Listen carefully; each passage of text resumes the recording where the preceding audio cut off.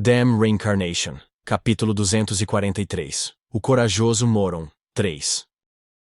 Eugene ia lutar contra Moron. Ele iria lutar e iria vencer. Embora isso não seja possível, Eugene admitiu para si mesmo.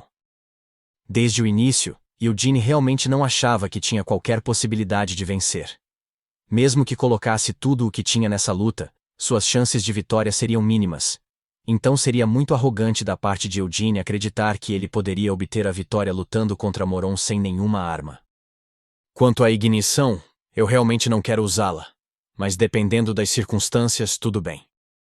Vencer essa luta não era tão importante.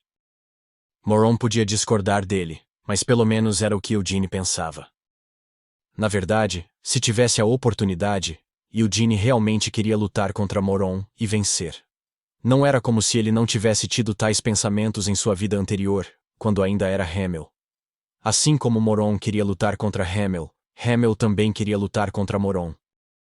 No entanto, muitas coisas mudaram desde então. Hamel tornou-se Eugene e Moron permaneceu vivo durante os últimos 300 anos. Todo esse tempo esgotou o espírito de Moron, mas sua força barbaramente ilimitada devia ter atingido novos patamares. Quanto a Eugene, ele atualmente tinha um potencial ilimitado. No entanto, esse potencial ainda não havia florescido totalmente. De acordo com a própria estimativa de Eugene, se ele desse tudo de si, sentiria que não seria mais fraco do que em sua vida anterior. Se alguém apenas olhasse para todas as opções que ele tinha em combate, tinha muito mais em seu repertório do que em sua vida anterior. No entanto, Eugene realmente não conseguia se avaliar como indiscutivelmente mais forte do que em sua vida passada. Naquela época, em seu auge, Hamel podia não ter uma variedade de habilidades, mas quando se tratava de matar seus inimigos, Hamel era tão eficiente quanto um ceifador. Além disso, mesmo que o Hamel em seu auge estivesse presente hoje, não seria capaz de derrotar o atual Moron. Hamel, disse Moron. Ele olhou para Eugene com olhos que traíam sua confusão. Ele não sabia por que Eugene estava insistindo em uma luta de repente. O que mudaria se eles lutassem? Nada mudaria. Talvez Hamel pensasse que depois de derrotar Moron em uma luta, ele seria capaz de fazer Moron ouvi-lo. Já que ganhei, obedeça a minhas ordens. Quando se tratava de Hamel, tais palavras e ações realmente combinavam com ele. No entanto, isso não funcionaria apenas se Hamel realmente vencesse. Ele estava tão animado que não conseguia entender a diferença entre suas forças. Não faz sentido fazer isso, Moron tentou persuadi-lo. Você e eu... Eugene se recusou a continuar ouvindo, até que Moron terminasse de falar. Em vez disso, tirou a caixa de seu manto. Então, como havia decidido não usar uma arma, tirou também o manto e atirou-o para trás. Sir Eugene, uma voz gritou. Mer, que finalmente se acostumou com o miasma destilado, tardiamente enfiou a cabeça para fora do manto. Semelhante a Moron, Mer também estava tendo problemas para entender por que isso estava acontecendo. Ela contorceu o corpo para fora, apenas para hesitar, não tendo superado completamente seus medos. Ela só foi capaz de se adaptar na medida em que não perdeu a consciência, e mesmo isso só foi possível, porque mais da metade de seu corpo ainda estava escondida no subespaço do manto das trevas. Ela temia que, se saísse assim, sua existência como familiar seria corrompida por aquela aura sinistra. Apenas deixe esses idiotas em paz, disse Anise enquanto pegava o manto. Depois de olhar para Mer, que estava colocando a cabeça para fora de uma abertura no manto, Anise o jogou sobre os próprios ombros. Fush! O poder divino de Anise se transformou em luz e envolveu todo o seu corpo. Foi só então que Mer se sentiu segura. Mer gaguejou. Obrigada. Não há necessidade disso. Mer, você e eu estamos passando por um momento difícil por causa desses idiotas, disse Anise com simpatia. Não vai deter Sir Eugene, senhorita Anise. Não é só você. Cristina continua me perguntando a mesma coisa. Por que ainda não os estou impedindo? Mas aqueles idiotas não vão me ouvir, mesmo que eu diga para eles pararem. Como não vão ouvir minhas palavras, eu teria que me colocar entre eles, se quisesse fazê-los parar. Mas por que eu deveria fazer uma coisa tão exaustiva? Anise perguntou, enquanto seu rosto se contorcia em uma carranca. Deixa esses dois idiotas em paz. Eles não ouvem as pessoas quando elas falam. Porque idiotas como eles têm suas próprias maneiras idiotas de resolver as coisas. Mer hesitou. Mas e se... Eu sei com o que você está preocupada. Anise assentiu. No entanto, Mer, quem você pensa que eu sou? Mesmo que esses dois entrem em uma briga imprudente, posso curá-los, desde que não morram. Aquele idiota do Hamel deveria levar isso em consideração ao escolher uma briga como essa. É por isso que estou tão irritada. Porque no final, eles ainda não estão contando comigo para fazer um milagre para os idiotas que eles são? Irmã, se você odeia tanto pensar nisso, não seria melhor para você dar um passo à frente agora e mediar entre os dois? Cristina instigou. Anise pensou. Cristina boba. Como eu pensei, você tem apenas uma compreensão superficial desta situação. Se deixá-los em paz, Hamel vai acabar meio aleijado e precisando de um milagre meu. Você não quer ser capaz de olhar para um Hamel que é tão fraco quanto ele pode ser? Você não quer vê-lo sendo curado pelo milagre que você invocou? Esses pensamentos eram tão obscuros que era difícil acreditar que uma santa tivesse sequer pensado neles. Como tal, Cristina ficou chocada, mas simplesmente não conseguiu responder não às perguntas que Anise enviou voando para ela. Irmã, quando chegar a hora, por favor, troque de lugar comigo, Cristina finalmente pediu. Não se preocupe com isso. Cristina, você deve ter certeza de se lembrar. Não são apenas momentos como esses. Nós duas temos que ter certeza de compartilhar qualquer situação agradável que surja de maneira justa entre nós, respondeu Anise a ela. O vínculo entre Cristina e Anise tornou-se ainda mais profundo. Enquanto essa conversa acontecia nos bastidores, Eugene se preparava para ativar a fórmula para sua assinatura que havia construído dentro de Akasha. Esta era uma assinatura que havia sido criada com a ajuda de vários arquimagos de Aroth. Ainda estava incompleta, mas isso não significava que havia muito atraso quando se tratava de conjurá-la. Em um confronto entre magos, a velocidade era mais importante do que a escala, o poder ou a sofisticação de sua magia. A assinatura que era conhecida por ser a mais rápida de todas era o panteão do mestre da Torre Vermelha Lovelian, o homem que por acaso era o mestre de magia de Eugene. Como aluno de Lovelian, era garantido que a velocidade da assinatura de Eugene não seria baixa. A imensa fórmula mágica da assinatura de Eugene, que era característica de todos os grandes feitiços, não estava apenas sendo construída dentro de Akasha. O propósito da fórmula do Anel de Chamas de Eugene não era apenas acelerar explosivamente sua produção de mana. Sua fundação original foi baseada no Eternal Hole de Siena, e Eugene simplesmente substituiu os círculos da fórmula dos círculos mágicos pelas estrelas da fórmula da chama branca. A fórmula do Anel de Chamas que foi criada dessa maneira ainda mantinha a capacidade de gravar fórmulas de feitiços, como o Eternal Hole, e isso possibilitava que ele conjurasse a maioria dos feitiços sem nenhum encantamento. Depois que alcançou a sexta estrela da fórmula da chama branca, as estrelas de Eugene não paravam de girar. A fórmula da chama branca foi completamente integrada à fórmula do Anel de Chamas, e evoluiu. As estrelas em seu coração começaram a brilhar. A luz das estrelas ressoou com Akasha. A fórmula de sua assinatura foi compartilhada entre Akasha e sua fórmula do Anel de Chamas, porque era necessário vincular o próprio feitiço em Eugene. Graças a isso, este feitiço não exigia nenhum encantamento. Apenas fazendo Akasha ressoar com a fórmula do Anel de Chamas, Eugene poderia conjurar o feitiço imediatamente. Fush! Uma chama roxa subiu do ombro esquerdo de Eugene. A trilha bruxuleante de chamas parecia criar uma asa de fogo. A única asa de chamas roxas subiu cada vez mais alto antes de se espalhar. Hamel, o que diabos é isso? Moron perguntou surpreso, sem nem mesmo recuar ao ver essa única asa de chamas se espalhando por trás de Eugene. Ele viveu por centenas de anos, mas ainda era virtualmente um estranho para a magia. No entanto, ele ainda podia dizer que o feitiço que Eugene estava lançando no momento era incomum. À primeira vista, aquela asa parecia ser feita de chamas, mas o calor que sentia não era tão alto quanto o calor vindo de uma chama real. Em vez disso, Moron sentiu uma massa de mana indescritivelmente vasta e complexa. Não sentiu.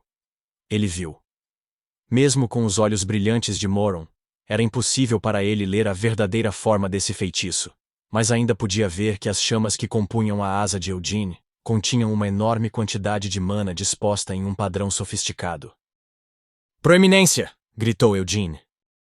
Embora ele não tivesse a intenção de dizer isso, quando Moron fez essa pergunta, Eugene ainda respondeu com uma expressão curta. Com essa resposta, Moron piscou os olhos e soltou uma gargalhada. Que nome maravilhoso!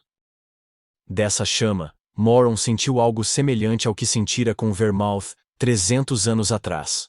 Naquela época, a fórmula da chama branca nem tinha nome, mas as chamas brancas puras invocadas por Vermouth eram tão grandes e brilhantes quanto as de Eugene. Embora Moron também tivesse uma grande quantidade de mana, ainda não se comparava à quantidade contida nas chamas de Vermouth. Além dele, Moron também sentiu algo semelhante ao Hamel de 300 anos atrás. A mana de Hamel não era tão grande ou intensa quanto as chamas de Vermouth. No entanto, a mana dele era tão complexa que não havia aberturas para Moron enxergar. Então não conseguia nem começar a imitá-la. No momento em que ele teve esse pensamento, a nebulosidade dentro da cabeça de Moron clareou um pouco. Moron tirou a pele que lhe cobria os ombros. Então jogou para trás, assim como Eugene tinha feito. Hamel, eu realmente não quero lutar contra você. Moron repetiu enquanto seus músculos começavam a se contorcer. Badum, badum, badum. Seus músculos incharam como se tivessem sido enchidos de ar, e a estrutura já maciça do corpo de Moron lentamente começou a crescer ainda mais. Moron continuou falando. No entanto, você deve ter um motivo para querer lutar contra mim. Não sei o que pode ser, mas sei de uma coisa. Este era o corajoso Moron. Com o cabelo balançando descontroladamente ao vento, ele olhou para Eugene. Seus olhos não pareciam tão opacos e cansados quanto antes. Eugene viu uma luz brilhante brilhando nas pupilas de Moron. Hamel, você não pode me vencer, declarou Moron. Vamos ter que ver isso, Eugene respondeu com um sorriso. Brasas começaram a se espalhar das chamas em suas costas. A cada batida da asa, penas voavam para o céu. Se você tiver confiança para me vencer, Eugene começou a dizer enquanto desabotoava as mangas. Na verdade, não adiantava desabotoar nenhum único botão de suas roupas. Havia uma boa chance de que, em pouco tempo, todas as suas roupas fossem transformadas em trapos. Então não se esquive ou bloqueie esse meu golpe e deixe que ele te atinja. Eugene finalizou seu desafio. Obviamente foi uma declaração vergonhosa, mas a reação de Moron foi inesperada. Tudo bem, concordou Moron prontamente. Bem, Moron era exatamente esse tipo de cara. Ele abriu os braços e deixou o peito aberto em um desafio próprio. Enquanto olhava para o rosto de Moron, Eugene cerrou o punho. Chamas roxas envolveram o corpo dele. Agora que as coisas finalmente chegaram a esse ponto, Eugene não aproveitaria essa oportunidade levianamente. Moron concordou que não bloquearia ou desviaria do primeiro golpe. Nesse caso, esse golpe provavelmente seria a maior e última chance de Eugene. Mesmo que Eugene conseguisse derrotar Moron e derrubá-lo, ele sabia que isso não resolveria o problema. No entanto, ainda queria derrotar Moron, se possível. Era porque ele queria provar que Hamel era mais forte que Moron? Não, esse não era o problema. Era só... Ele só não gostou das desculpas dadas por seu amigo, que havia se desgastado e cansado depois de viver por centenas de anos. Por mais que alguém tentasse não mudar, as pessoas ainda mudavam aos poucos. Se tivessem vivido centenas de anos, certamente teriam mudado ainda mais. No entanto, Moron não aceitou esse fato. Como o corajoso Moron, ele não queria mostrar aos companheiros com quem havia se reunido como estava depois de quebrar nas últimas centenas de anos. Eugene realmente não gostou disso. Na verdade, ele odiou. Era por isso que ele queria bater em Moron. Porque Moron tinha, por sua própria vontade, aceitado o pedido que o Vermouth filho da puta lhe dera, e fez disso sua missão na vida. Então passou a lutar contra aqueles monstros misteriosos neste lugar infernal, até que finalmente desmoronou e colapsou. O pé de Eugene saiu do chão. Ele acelerou com toda a sua força, e seu punho estava tão cheio de força, que faíscas de mana transbordavam dele. Esta era uma força muito forte para usar contra um ser humano, que havia prometido não se esquivar ou bloquear o golpe.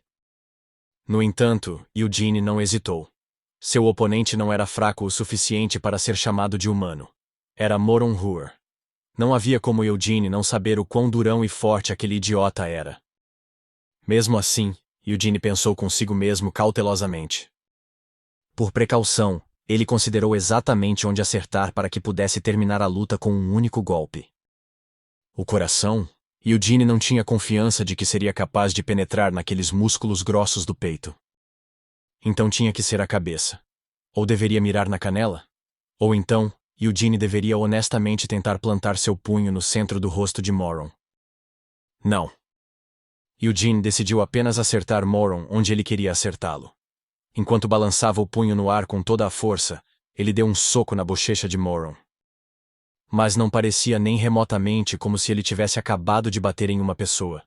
Eugene empurrou o punho para a frente com toda a força, mas a cabeça de Moron não se virou nem um pouco. Naturalmente, não houve nem o som de suas maçãs do rosto sendo esmagadas. Feza! O som seguiu tardiamente. As chamas em torno de seu punho que não conseguiram quebrar o corpo de Moron se espalharam no ar. Seu monstro absoluto de merda! Eugene pensou silenciosamente enquanto imediatamente explodia sua mana. Uma série de explosões envolveu o corpo de Moron. Usando o recuo da explosão, Eugene se jogou para trás. Você não disse que seria apenas um golpe, Hamel? Moron perguntou, de pé no centro das chamas. Seu cabelo preto esvoaçava ao vento e uma luz brilhava em seus olhos arregalados. Whoosh! Com um único aceno de cabeça, Moron foi capaz de espalhar completamente todas as chamas que cobriam seu corpo. Boom! Ele começou a andar para a frente. Seus músculos ainda se contorcendo, seu braço direito ergueu-se ao lado do corpo. Seus dedos grossos se curvaram para formar um punho. Isso foi tudo o que ele fez, mas aos olhos de Eugene, Moron se tornou o centro de todo o seu mundo. Além de Moron, ele não conseguia ver mais nada. Era assim que a presença atual de Moron era imensa. Você pode se esquivar se quiser, disse Moron. Se este fosse o habitual Eugene, uma vez que tivesse ouvido tais palavras, escolheria não se esquivar, porque seu orgulho não lhe permitia obedecer. No entanto, atualmente, Eugene não conseguia nem imaginar ter tanto orgulho. Se tentasse bloqueá-lo, seria esmagado junto com suas defesas. Então, não teve escolha a não ser tentar se esquivar. Mas como, para onde e em que momento?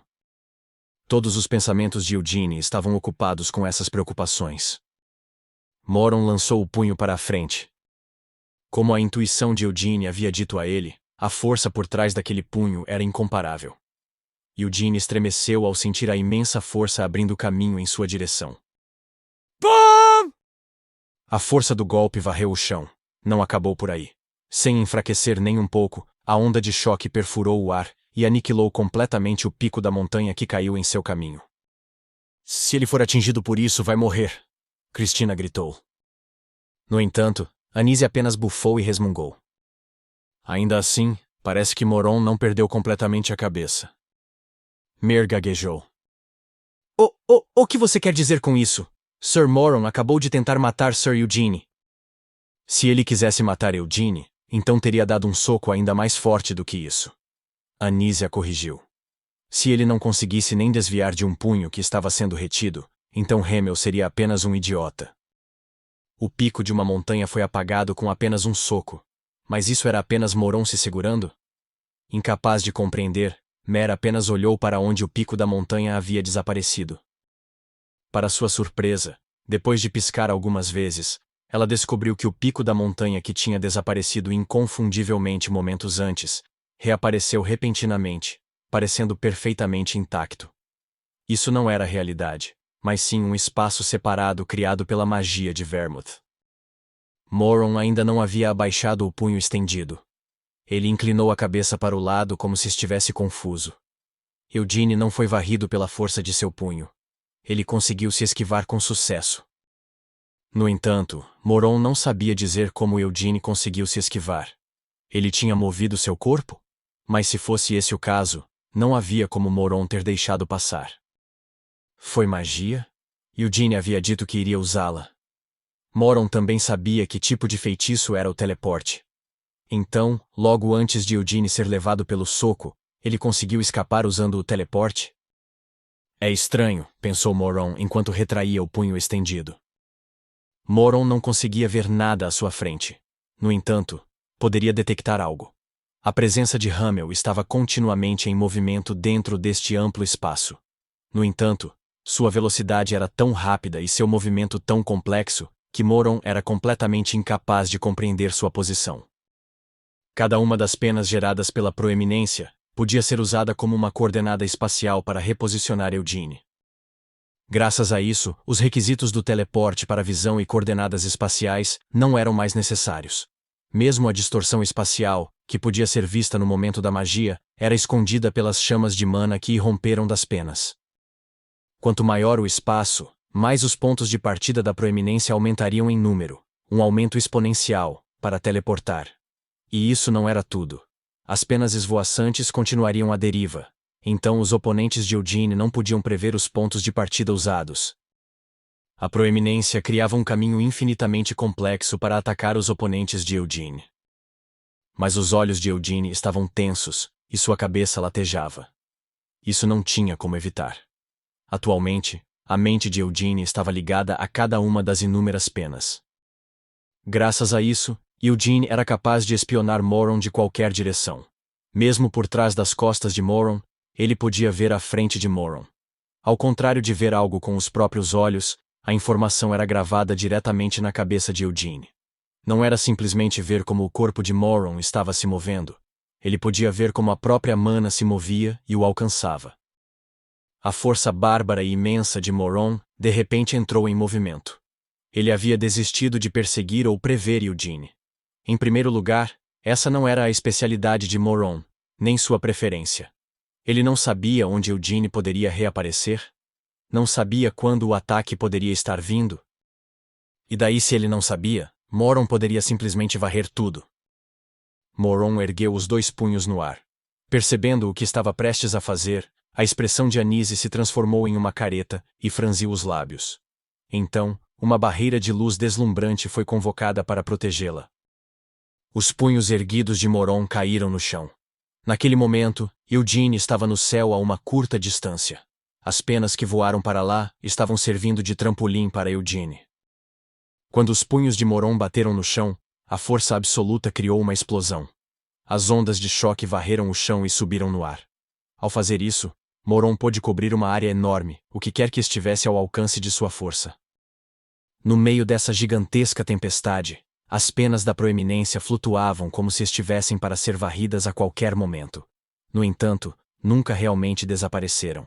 Livrar-se de todas as penas era uma estratégia óbvia para lidar com a proeminência. Então Eugene se preparou para isso desde a fase de concepção do design de sua assinatura. No entanto, vendo o quão fortes eram as ondas de choque, seria difícil manter isso por muito tempo. Seria o suficiente se elas pudessem aguentar um pouco mais. As inúmeras penas se moviam de acordo com a vontade de Eugene. Logo antes que as ondas de choque subindo no céu pudessem atingir Eugene, as penas feitas de brasas começaram a queimar intensamente. Essas chamas roxas então se aglomeraram. Com isso, nasceu um sol que parecia ter sido tingido de preto. Este era o eclipse. Mais uma vez, Moron não conseguiu entender o que havia acontecido. Ele bateu com os punhos e detonou uma explosão. Até aquele momento, Moron estava no controle, mas a mancha solar que apareceu nessa arena improvisada estava fora de seu controle. Era pequena. Uma mancha preta muito pequena. Então, com esse tamanho, o que diabos estava acontecendo com seu poder? Moron estava voando pelo ar, tendo sido pego na explosão provocada pelo eclipse. Ah! Moron caiu na gargalhada enquanto olhava para o céu sombrio.